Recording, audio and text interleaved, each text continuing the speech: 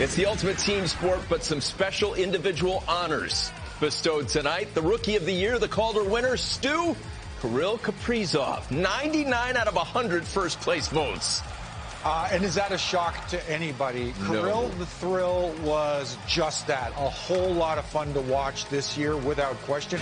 And I think, too, Tony, the thing that speaks volumes about the impact he had as a first-year player is the impact overall that he had in elevating the stature of this Minnesota Wild team. This group took a really strong step forward and kind of went from middling to all of a sudden, a lot of us as pundits are kind of looking up going, hey, this Minnesota team, they got a little something going on there. And 97 has a whole lot to do with it. He's dynamic, he's quick, he thinks the game exceptionally well.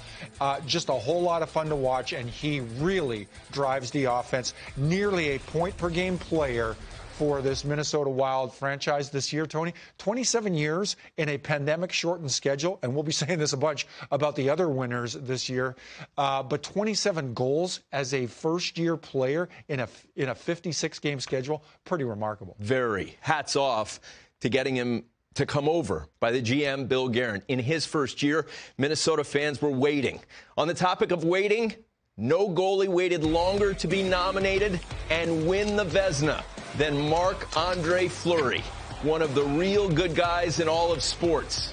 Forget that. Humanity. Fleury. What a story. Wow. Agree with you. And to think he's doing that at 36 years of age. And let's put a little context around it, Tony. He's playing, or I said, having this kind of year with the backdrop of a Grubauer, who I thought really elevated his game this year. No doubt. Really turned himself into, or established himself as, an elite #1 netminder across the NHL. The other Vezina finalists we're still watching play, Andrei Vasilevsky. He continues to do Vasilevsky-type things. But in spite of it all, Marc-Andre Fleury, again, at 36 years of age, turns in the strongest save percentage across that three-tender spectrum to go on and tear down the Vezina Trophy this year. Pretty impressive, and a real testament to his professionalism, his athleticism, and his dedication to the game. Great to see for a guy that's done all the things that Marc-Andre Fleury has. He'll now, at some point, hopefully it's not this year or next, ride off into the sunset with a Vezina under his belt. In addition to his wine empire, Bill Foley owns the hockey team. Flower getting better with age, like wine. I like what you've done there. Yes. I like what you've done there. Wait until you hear this. New York fans are going to love what was done here. Adam Fox wins the Norris. This is a huge statement about a young player developing quickly.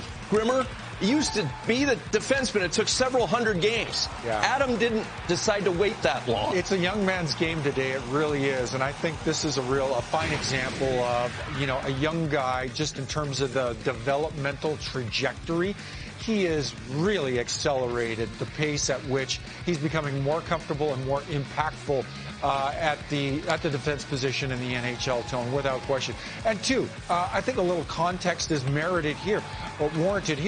I like eventually the way the Rangers finished off this year. I think they were starting to show a lot of promise, came well shy of earning one of the top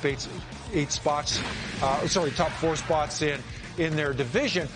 But, in spite of a really difficult start for these Rangers, for a guy like Fox to kind of tear off the kind of year he had, the kind of point production that he had, I think it's a strong example that a guy from the blue line can have that kind of an impact in spite of the fact that his team was off to a rather rocky start through the first half. How about, I'm not a betting man, but... Nor I. It's the safest bet on earth that Connor McDavid was going to win hardware on this night. In the end, the Hart and the Ted Lindsay. His peers think he's the best player in the league, and so does everybody. 97 at 105 points, Grimmer. Holy smokes. He truly is spectacular. And I think that's the best way to kind of start into it where McDavid is concerned. If you told me at the start of a 56-game campaign, somebody in today's NHL or even Connor McDavid in today's NHL was going to get the century mark, break through the century mark in terms of points generated, I'd have called you a fool. I really would have. But the boy almost made it look easy. And to me, he proves, Tony, as amazed, as dumbfounded as we have been at what McDavid has been able to accomplish to this point in his career, I still don't think we've seen the ceiling. Oh, he hasn't reached his physical peak as an athlete to this point, probably won't until his late 20s. That's still a few years off. The best may yet be to come where Connor McDavid is concerned. Wow. If you can believe that. I can't, but I would love to see it because we all rejoice. We always say it's must-see TV. How good is he? Here's some context for you when you look at points per game. There are certain names that cause hockey fans to pause right where they are. The name that's up there immediately gets people to stop. Wow. Mario Lemieux's name comes up 4 times. Jágr, those Penguins teams, specifically Le Magnifique, are you serious? Because you're talking about mixing 2 eras, and if Mike Johnson were here, he would say, never forget goal adjustment. Yeah. The game has changed. Yeah. And yet here's McDavid doing in this era, which is the point you were making, stuff that Mario was doing. Yeah, we are. I mean, we don't go back to the 40s, 50s, or 60s in terms of, goal production over the course of an average NHL game. But the game played the way it is today, it's nothing like the game of the 80s, the 90s, when guys like Mario and Wayne were putting up those kind of totals. We are, pretty much a 4-3, a 5-3 league versus a, 8-6 league during the Wayne and Mario era. So for Connor McDavid to put up the kind of totals he has year after year after year, and this year is a shining example of that. Again, 100+ in just a 56-game campaign. It really boggles the mind, but he makes it look so easy in the process, Tony. And it's a culmination of a whole lot of things. He plays the game at a really high rate of speed. He has lateral and straight front-to-back foot speed like nobody else in the game today. And again, a central processing unit between the ears to keep up with that incredibly quick skill set.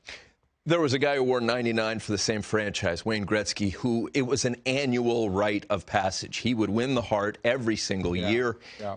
In the case of Connor McDavid, how many of these, as you say, the best is yet to come, how many more of these can he win? There's no plateau in sight right now. There really is not where Connor McDavid is concerned. So, in terms of the Ted Lindsay and the Hart, by no means have we seen him, take down the last piece of hardware where NHL awards are concerned.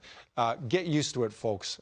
Many more to come. And what we know about him, and this is one thing we all love about him, as many individual awards as he's won and Leon Draisaitl, what they want more than anything is to advance in the playoffs.